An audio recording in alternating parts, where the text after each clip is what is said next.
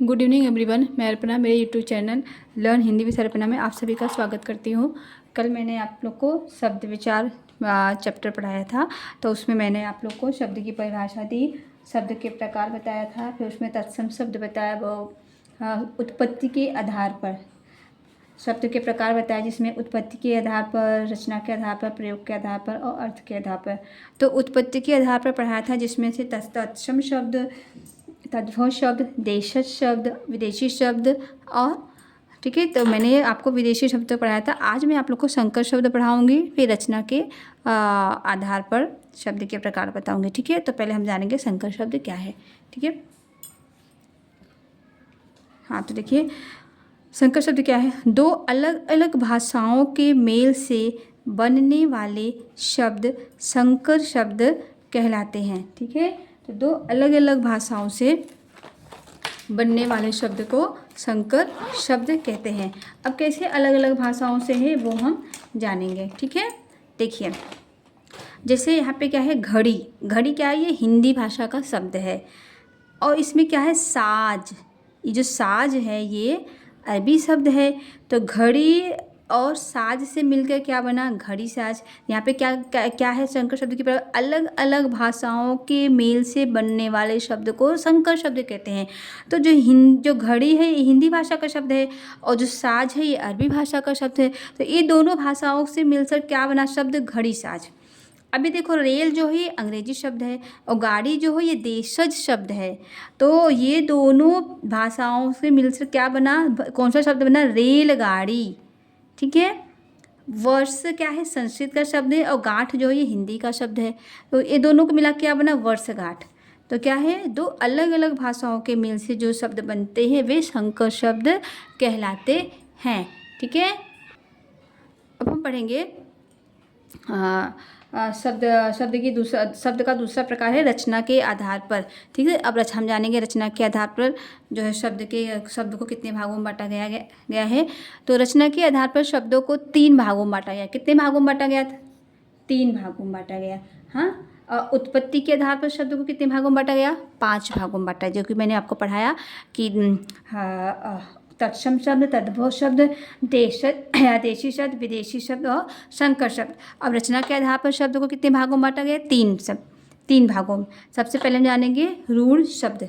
हाँ, रूढ़ शब्द क्या है, ऐसे शब्द जिनके अर्थ परंपरा से चले आ रहे हैं। जिनके अर्थ, ठीक है, जिनके अर्थ परंपरा से चले आ रहे हैं तथा जिनके खंडों का कोई अर्थ नहीं होता, उन्हें रूढ़ शब्द कहते हैं। जैसे वृक्ष, तालाब, नारी, पुष्प। क्या है ये, रूढ़ शब्द, जिनके जो अर्थ है ना वो परंपरा से मतलब सदियों से चले आ रहे हैं। क्या वृक्ष है, वृक्ष का वृक्ष शब्द को क्या इसको दूसरे नाम से बुला सकते हैं, नहीं। वृक्ष है तो वृक्ष ही रहे ना, ये रूढ़ शब्द है, इसको हम बदल नहीं सकते। तालाब, इस रूढ़ शब्द है, इसको बदल नहीं सकते। हाँ, ये बदल के किसी और नाम से बुलाए नहीं। तो इसलिए इसको क्या कहा गया है कि रूढ़ शब्द जो ऐसे शब्द जिनके अर्थ परंपरा से चले आ रहे हैं तथा जिनके खंडों का कोई अर्थ नहीं होता। अगर वृक्ष जो है, वृक्ष है, इसका क्या अर्थ होगा। हाँ, वृक्ष को अगर हम इसको तोड़ देंगे, जिसके खंडों यानी टुकड़ों का कोई अर्थ नहीं। अभी ब्री और छ को अलग कर दोगे तो इसका कोई अर्थ होगा क्या, नहीं, इसका कोई अर्थ नहीं होगा। तो वही यहाँ पे क्या है, कहने के जिसके खंडों का कोई अर्थ नहीं होता तो रूढ़ शब्द कहलाते हैं। अभी तालाब, इसको अलग करोगे तो इसका कोई अर्थ होगा नहीं। हाँ, नारी, पुष्प, ठीक है, तो रूढ़ शब्द क्या है, वे शब्द जो सदियों से चला, जिसे हम बदल नहीं सकते, वो क्या हो गए, रूढ़ शब्द कहलाते हैं। ठीक है, फिर आता है यौगिक शब्द। अभी यौगिक शब्द देखो क्या है। यौगिक शब्द क्या है, 2 या 2 से अधिक शब्दों या शब्दांशों से बने। 2 या 2 से अधिक शब्दों या शब्दांशों से बने शब्द यौगिक शब्द कहलाते हैं। ठीक है, कौन से शब्द कहलाते हैं, यौगिक शब्द कहलाते हैं। अभी देखो उदाहरण में, देवालय, छात्रावास, देवदूत आदि। ठीक है, अभी देखो देवालय शब्द देव तथा आलय से मिलकर बना है, और छात्रावास जो है छात्र तथा आवास शब्दों से मिलकर बना है। ठीक है, जैसा कि अभी मैंने आप लोग को बताया इसमें दो या दो से अधिक शब्दों या शब्दांशों से बने शब्द को यौगिक शब्द कहलाते हैं। हाँ, तो दो या दो से अधिक शब्द क्या है? अभी देवालय में क्या है? देव प्लस आलय से बना देवालय। छात्र, छात्र प्लस आवास से बना छात्रावास। दो शब्द हुए ना, देवदूत, देवदूत। हाँ, अभी ये क्या है? देव तथा दूत से मिलकर बना दूत, दूत देवदूत शब्द। तो क्या है? था ये यौगिक शब्द हैं। इसको क्या कहते हैं? यौगिक शब्द। ठीक है,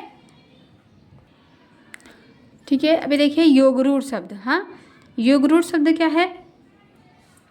ऐसे यौगिक शब्द जो सामान्य अर्थ प्रकट न करके विशेष अर्थ प्रकट करते हैं, वे योगरूढ़ शब्द कहलाते हैं। सामान्य अर्थ नहीं प्रकट करेंगे, विशेष अर्थ प्रकट करते हैं, तो वे कौन से शब्द कहलाते हैं? योगरूढ़ शब्द कहलाते हैं। जैसे कि पंकज, हिमालय, पंकज, हिमालय आदि। अभी देखो, आप समझेंगे कि कैसे, मतलब कैसे विशेष अर्थ प्रकट कर रहे हैं। हाँ, जैसे कि आपने देखा यहाँ पे पंकज।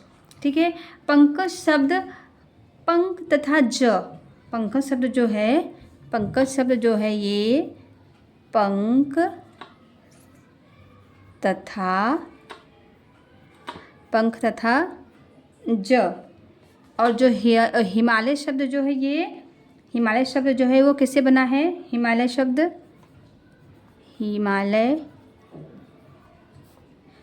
हिमालय शब्द हिम तथा आलय, हिम तथा आलय, हिम तथा आलय से बना है। ठीक है, इसी तरह जैसे दशानन शब्द हुआ, दशानन दस तथा आनन के मेल से बने हैं।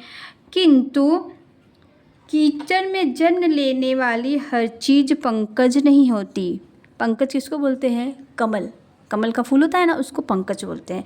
तो जो कमल का फूल है वो कहाँ पे खिलता है? वो कीचड़ वहाँ होता है ना, मतलब ऐसा कहा गया है कि कीचड़ में ही वो फूल कमल का होता है। ठीक है, तो यहाँ पे क्या? किंतु कीचड़ में जन्म लेने वाली हर चीज़ पंकज नहीं होती।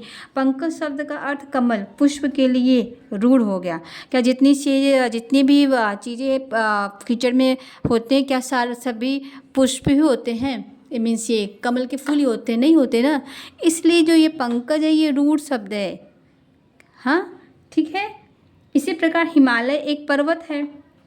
हिमालय क्या है? एक पर्वत है। तथा दशानन शब्द, एक जो दशानन मैंने भी बताया था, दशानन शब्द एक व्यक्ति विशेष का नाम है। तो ये क्या है? योगरूढ़ शब्द कहलाते हैं। ठीक है, तो आज के लेक्चर में हमने पढ़ा रचना के आधार पर शब्द को 3 भागों में बांटा गया है, जिसमें रूढ़ शब्द पढ़ाया मैंने, योगरूढ़ शब्द, यौगिक शब्द और फिर योगरूढ़ शब्द पढ़ाया। ठीक है, तो कल के लेक्चर में मैं आप लोग को प्रयोग के आधार पर पढ़ाऊँगी। शब्द का तीसरे नंबर का भेद है प्रयोग के आधार पर। ठीक है, तो आज के वीडियो में इतना ही। आप लोग को वीडियो अच्छा लग रहा है तो प्लीज़ लाइक कीजिए, सब्सक्राइब कीजिए, शेयर कीजिए और कमेंट करके बताइए वीडियो कैसा लगा। ठीक है, बहुत बहुत धन्यवाद।